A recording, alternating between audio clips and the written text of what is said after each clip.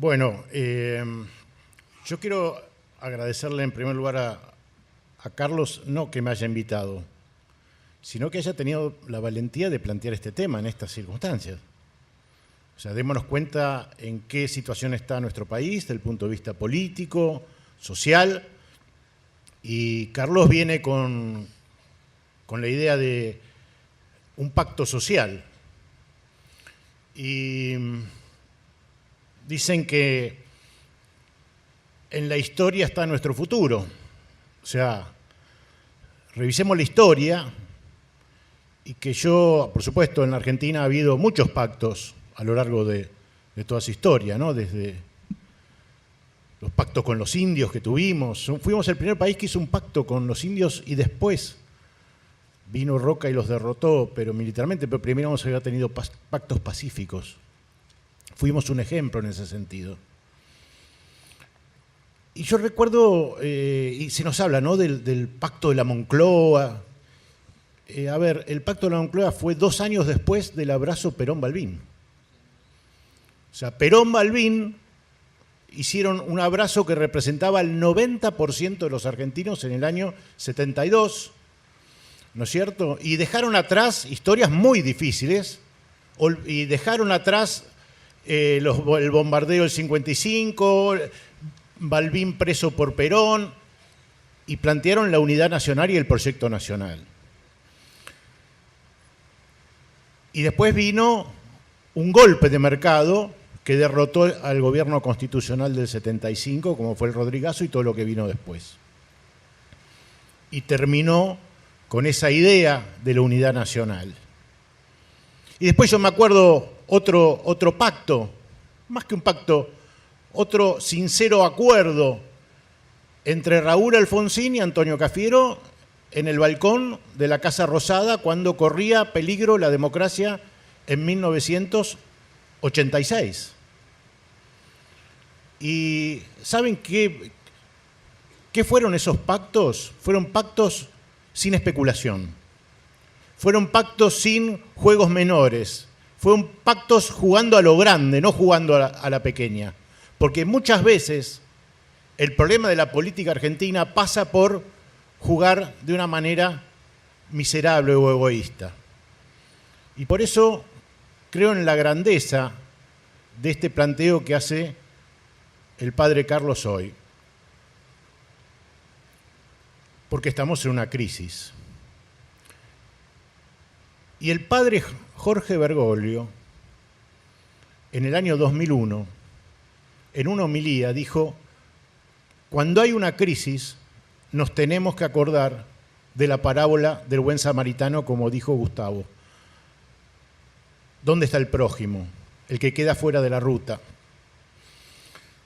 Pero yo creo que le tenemos que dar una vuelta a esta parábola, porque ¿saben por qué? Esos saqueadores que aparecen y roban al inocente en el camino, siguen saqueando, siguen robando y periódicamente generan víctimas de ese saqueo. ¿Y qué vamos a hacer? ¿Vamos a socorrer a la víctima, la vamos a llevar a la posada y a los 5 o 10 años volver otra vez? Hay una estructura de saqueo. Hay una estructura que nos tiene condenados a una permanente caída y crisis recurrentes en la Argentina.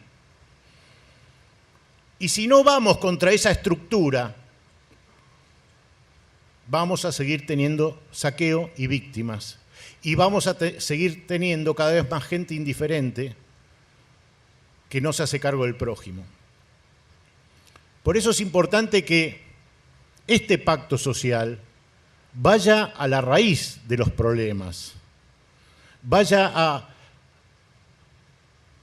Fermín Chávez decía que detrás de cada crisis económica argentina, lo primero era una crisis ética, una crisis de valores, una crisis ontológica, de identidad, cultural, política y, por último, económica. Entonces, este pacto tiene que, lo primero replantear es un pacto ético. ¿Y qué es un pacto ético? Es decir, esto no se hace más. Esto no lo permitimos más. Esto culturalmente no es aceptable. Y está planteado en el documento de Carlos. No a la corrupción, no a la fuga de capitales. Estos dos cánceres que nos han hecho tanto daño en la Argentina. A partir de ahí, a partir de ese compromiso y ese pacto ético, podemos empezar a pensar en los otros componentes del pacto. Y yo creo que, porque es cierto, vinimos con un discurso, pero con todo lo que escuchamos fuimos cambiando el discurso porque nos fuimos enriqueciendo. Y a mí me hace pensar esta idea del pacto en una suerte de un pacto en dos etapas. Un pacto defensivo, ¿no? Y un pacto ofensivo. ¿Qué quiero decir con un pacto defensivo?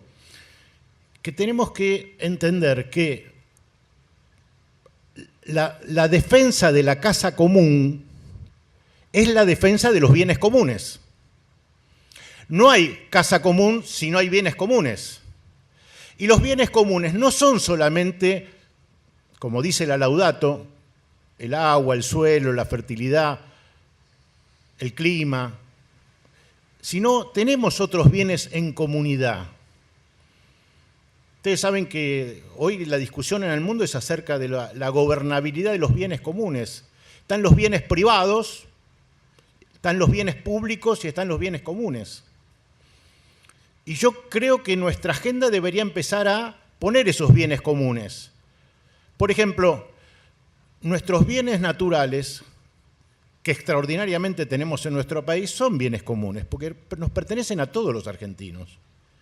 Deberíamos leer la Constitución de 1949 y qué trato le dábamos a los recursos naturales y cómo planteábamos que el problema, cómo se planteaba, yo no vivía en el 49, cómo plantearon en el 49 que el problema de la Argentina era cómo se organizaba la riqueza de la Argentina, no cómo resolvíamos el problema de la pobreza, sino cómo organizábamos la riqueza, y la riqueza parte de la enorme variedad y disponibilidad de recursos naturales que tenemos. Y allí tenemos que apuntar a ver cómo esos recursos naturales los preservamos desde el punto de vista ambiental y los defendemos desde el punto de vista económico, porque si no nos va a pasar lo que pasa hoy con Vaca Muerta.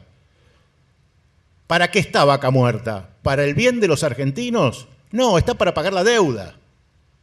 Está de garantía para pagar la deuda. Y nos quedamos sin el petróleo, sin los dólares y con la contaminación. Así no defendemos los recursos naturales ni defendemos la casa común. Y esos bienes comunes terminan siendo bienes privados de multinacionales para pagar la deuda de los bancos. Primer tema, recursos naturales, sostenibilidad ecológica, sostenibilidad económica y cómo esos bienes naturales los usamos en beneficio de los argentinos, porque somos todos propietarios de esos recursos naturales. Después veremos si es el sector privado, el sector público, cómo. Primer tema, recursos naturales. Segundo tema,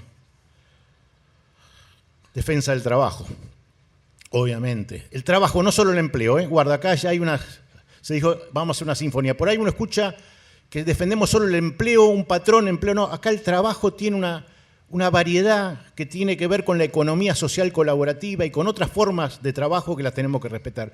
Pero si queremos defender el trabajo, lo que tenemos que defender es lo que el trabajo produce, que es la ganancia y el capital. Y el capital, y la cuestión financiera y la cuestión de la fuga de capitales es fundamental. Pero para resolver el problema de la fuga de capitales y la deuda, tenemos que empezar a tener en cuenta que el principal problema argentino, ¿saben cuál es el bien común más depreciado que hay en la Argentina? Nuestra propia moneda. La moneda argentina ha perdido en los últimos 50 años 13 ceros. Un billete que tuviéramos que pagar de hace 50 años requeriría más o menos, no sé, 400.000 camiones. Porque si un billete pesa 1 gramo, esa es la cantidad gigantesca de papel que deberíamos pagar. Es una locura la cuestión de la pérdida de nuestra soberanía monetaria. Y eso tiene que ver con la dolarización. Aquí tenemos que entender que nos han metido la dolarización como forma de control. Martínez Dios no vino a hacer cualquier cosa. vino a que seamos una colonia financiera y monetaria y van camino a dolarizar la economía. Y nuestro bien común es tener una moneda soberana que atienda las necesidades de la producción y el trabajo. Así podemos dar empleo a las pymes, porque desde Keynes para acá, la única manera de dar trabajo es que haya la suficiente liquidez, y no como hace el Fondo Monetario, que quiere, a través de quitar la liquidez, poner la tasa en las nubes, controlar la inflación. Un disparate. Estamos hablando de inteligencia artificial y no nos animamos a poner una moneda digital, que sería muy fácilmente controlable y podríamos atender las necesidades de la producción y el trabajo sin necesidad de tener este tipo de programas absolutamente decimonómicos del siglo XIX y brutales, como los que implementa el Fondo Monetario y el Gobierno Nacional. Recursos naturales, trabajo, moneda, información. La información tiene que ser veraz. Ese es un bien común. Y vemos cómo la información, lamentablemente, en nuestro país pasa a ser, no solo con las fake news, sino con la falta de veracidad y los intereses que se juegan a nivel informativo. Me apura el tiempo. Creo que nosotros tenemos que traer a la mesa la discusión de los bienes comunes y la discusión no de la sociedad civil. Nuestro lenguaje es el pueblo. Es el pueblo y la comunidad organizada la que tiene que reconstruir su poder político en la Argentina. ¿Por qué el mercado no lo va a resolver? Porque el mercado parte de ese humus económico que busca solamente, entre el egoísmo, generar el óptimo económico. Ni el Estado, sabemos las limitaciones del Estado, el poder burocrático. Nosotros tenemos que apostar a la comunidad organizada.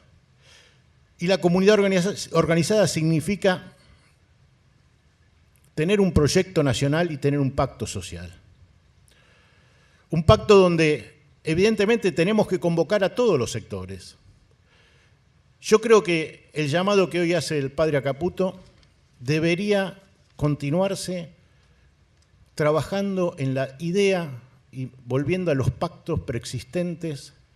Recordemos que cuando el país estuvo en serias crisis, hubo iniciativas de diálogo. Me parece que hay que ir hoy a un diálogo multipartidario y multisectorial. Ese diálogo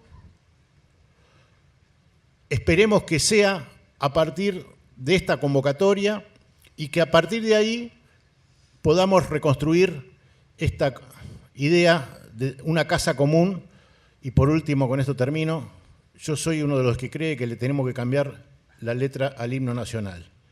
En vez de o juremos con gloria morir o juremos con gloria vivir, porque tenemos un país para vivirlo digna y felizmente. Muchas gracias.